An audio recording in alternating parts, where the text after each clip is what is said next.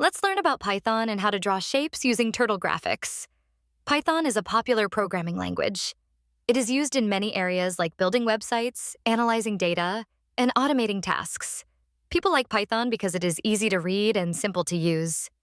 One fun way to learn Python is by using Turtle Graphics. Turtle Graphics is a special tool in Python. It lets you draw pictures and shapes by giving commands to a turtle. This is great for beginners.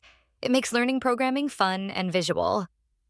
To get started, go to the website trinket.io using Chrome. Sign in using your Google account. Then, choose Python from the list. You will see a Python editor where you can write your code. Now let's set up Turtle Graphics. First, we need to tell Python to use the turtle tool. Type this line, import turtle. Next, we create a turtle.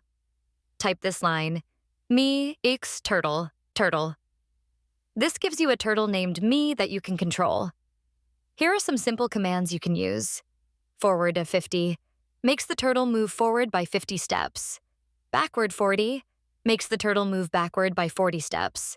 Right 90 turns the turtle to the right by 90 degrees.